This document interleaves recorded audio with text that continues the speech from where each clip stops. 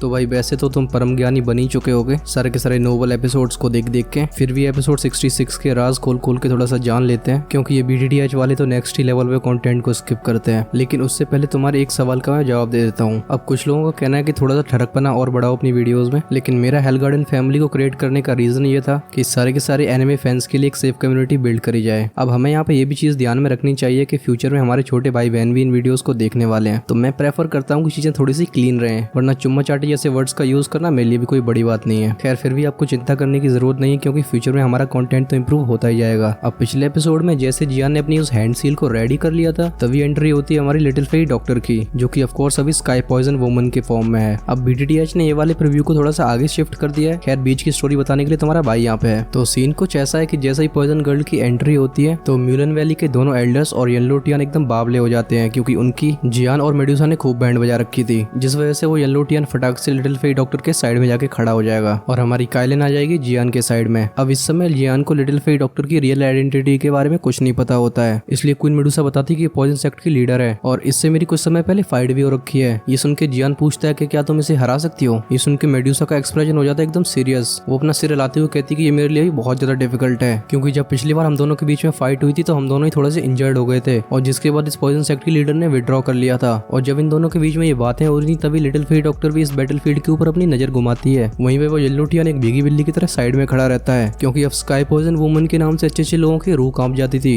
और yellow Tian को भी पता था कि वो लिटिल फेरी डॉक्टर का सामना बिल्कुल नहीं कर सकता। Yellow Tian little fairy doctor को बताता है कि ये म्यूलन वैली एल्डर्स बिल्कुल ही वाहियात हैं, क्योंकि ये तीनों मिलकर एक 2 हुआंग लेवल के वॉरियर को भी नहीं संभाल पाए। ये सुन के लिटिल फेरी डॉक्टर थोड़ी सी क्यूरियस हो गई थी, लेकिन जब उसकी नजर जाती है जियान पे तो उसकी आंखें एकदम फटी की फटी रह जाती हैं। और little fairy doctor AKA sky poison woman का ऐसा रिएक्शन येलो टियान ने कभी नहीं देखा था, और ये देख के वो काफी ज्यादा अचंभे में पड़ जाता है। इस वक्त येलो टियान के दिमाग में बस ये बात थी कि कहीं इस लड़के के ऊपर स्काई पॉइजन वुमन को कोई क्रश फ्रश तो नहीं हो गया है। खैर उसके कुछ भी सोचने से हमारी लिटिल फेरी डॉक्टर को घंटा फर्क नहीं पड़ रहा था। लिटिल फेरी डॉक्टर कहती है कि मैं यहाँ फालतू की मारकाट नहीं मचाना चाहती हूँ। वो जियान से कहती है कि अगर तुम मेरे सामने सरेंडर कर देती हो तो मैं तुम्हारी एयरलाइंस को बख्श दूंगी। ये सुन के येलो टियान का एकदम एक्सप्रेशन चेंज हो गया था, क्योंकि स्काई पॉइजन वुमन कितनी ज्यादा क्रूअल है इसके बारे में तो चुएन एम्पायर का बच्चा जानता था, लेकिन उसकी लिटिल फेरी डॉक्टर के सामने अपना मुंह खोलने की हिम्मत नहीं होती। अब क्योंकि जियान ने भी लिटिल फेरी डॉक्टर को पहचान नहीं पाया था तो वो भी अपने कैरेक्टर से बिल्कुल बाहर नहीं आता। वो कहता है कि सर कटा सकते हैं लेकिन सर झुका सकते नहीं। अब जियान की ये बात सुन के लिटिल फेरी डॉक्टर की नजर जाती है सीधा क्वीन मेडुसा पे। वो सोचती है कि जियान क्वीन मेडुसा की वजह से इतना ज्यादा कॉन्फिडेंस दिख रहा है, और अगर मैं क्वीन मेडुसा को हरा देती हूँ तो जियान भी इस बैटल से पीछे हट जाएगा। इस वजह से लिटिल फेरी डॉक्टर देती है सीधा येलो टियान को एक ऑर्डर। वो कहती है कि तुम इस 2 हुआंग लेवल के बच्चे को संभालो, लेकिन एक बात का ध्यान रखना कि ये मुझे बिल्कुल जिंदा चाहिए। अब लिटिल फेरी डॉक्टर की ये बात सुन के येलो टियान का डाउट भी थोड़ा क्लियर होता जा रहा था। लिटिल फेरी डॉक्टर कहती है कि आज क्वीन मेडुसा हो जाए 2 हाथ, और जिसके बाद शुरुआत होती है इस प्रीव्यू की, जहाँ पे हम देखते हैं क्वीन मेडुसा को सबसे पहले अटैक करते हुए, जिसे लिटिल फेरी डॉक्टर अपनी पॉइजनस दुईकी से इजीली डिफेंड कर लेती है। वहीं पे येलो टियान पड़ जाता है जियान के पीछे, जो कि अपनी गोल्डन सोर्ड को लेकर जियान के ऊपर एक के बाद एक अटैक करे जा रहा था। लेकिन यहाँ पे हमारे जियान ने भी कच्ची गोटियां नहीं खेल रखी थी। वो भी अपनी 3000 लाइटनिंग मूवमेंट का यूज करता है, जिससे उसकी स्पीड बहुत ज्यादा खतरनाक लेवल पे पहुंच गई थी। अब यहाँ पे येलो टियान था एक 2000 लेवल का वॉरियर, और जब जियान उसके अटैक्स को इतनी आसानी से डॉज करता है तो ये देख के उसकी और भी ज्यादा खतरनाक तरीके से सनक जाती है, जिसकी वजह से हम देखते हैं उसे अपनी गोल्डन विंग्स को एरोस की तरह यूज करते हुए, जिसे जियान अपनी ग्रीन कलर की दुईकी से शील्ड बना के रोकता है। अब अगले सीन को देख के हमें लगता है कि जियान ने यहाँ पे गॉड स्किल की पहली टेक्निक को यूज किया है, और इससे हमें यहाँ पे ये भी समझ में आ जाता है कि इन लोगों ने खतरनाक लेवल पे चीजें स्किप करी हुई हैं, क्योंकि नोवेल में तो जियान ने अपनी एंग्री बुद्धा लोटस का यूज किया था, जिसके बाद येलो टियान की कुत्ते जैसी हालत हो गई थी। अब खैर जो भी है, नेक्स्ट सीन में हम देखते हैं क्वीन मेडुसा और लिटिल फेरी डॉक्टर के बीच की फाइट। अब जो ये सीन दिखाया गया इससे पहले इनकी फाइट काफी ज्यादा इंटेंस लेवल पे पहुंच चुकी थी,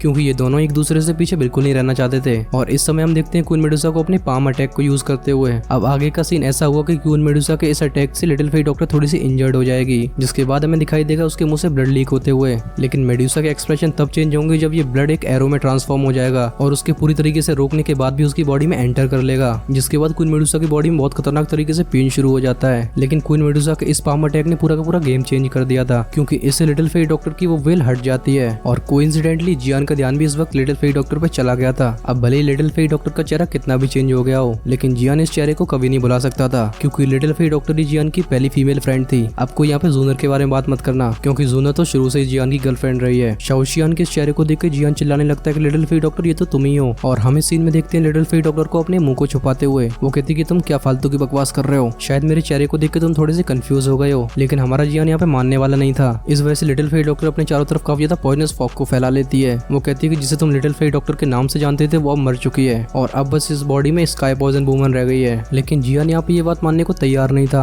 वो लिटिल फेरी डॉक्टर के आंसू पहुंच के कहता है कि तुम चाहे कहीं भी चले जाओ, लेकिन तुम मेरी वो क्यूट सी लिटिल फेरी डॉक्टर ही रहोगी। अब इतना बड़ा चेंज लिटिल फेरी डॉक्टर की लाइफ में कैसे आया, ये BDTH वाले एक्सप्लेन करेंगे कि नहीं ये तो मुझे नहीं पता, लेकिन मैं ये छोटी सी स्टोरी तुम्हें फटाक से एक्सप्लेन कर देता हूँ। सीन कुछ ऐसा था कि जब लिटिल फेरी डॉक्टर जियान को छोड़ के जामा एम्पायर से चली गई थी, तो वो अपने वोफुल पॉइजन बॉडी के क्योर के चक्कर में चारों तरफ घूमती रहती है, क्योंकि अगर कोई गलती से भी लिटिल फेरी डॉक्टर की बॉडी को छू लेता था तो उसका बहुत ही दर्दनाक तरीके से मरना पक्का हो जाता था। ऐसे लोगों से बचते बचाते लिटिल फेरी डॉक्टर पहुंच जाती है एक विलेज के पास, जहाँ पे एक ओल्ड कपल रहा करते थे। अब कुछ समय लिटिल फेरी डॉक्टर उस विलेज में गुजारती है। अब क्योंकि उन दोनों बूढ़े लोगों की कोई संतान नहीं थी, तो वो लिटिल फेरी डॉक्टर को अपनी बेटी की जैसे मानने लगे थे। लेकिन शायद फैमिली की खुशी लिटिल फेरी डॉक्टर की लाइफ में बदी नहीं थी। एक दिन अचानक से लिटिल फेरी डॉक्टर की वोफुल पॉइजन बॉडी इरप्ट हो जाती है, और जिसकी वजह से कितनी खतरनाक पॉइजन की लहर फैलती है कि उस विलेज में कई लोगों की जान चली गई थी, और उसमें वो दोनों बूढ़े लोग भी शामिल थे। इन दोनों की इतनी दर्दनाक मौत को देख के लिटिल फेरी डॉक्टर एक सदमे में चली जाती है। वो उन दोनों की बॉडी को दफनाने के बाद उनके सामने तब तक नील करके बैठी रहती है जब तक वो बिल्कुल बेहोश नहीं हो गई थी।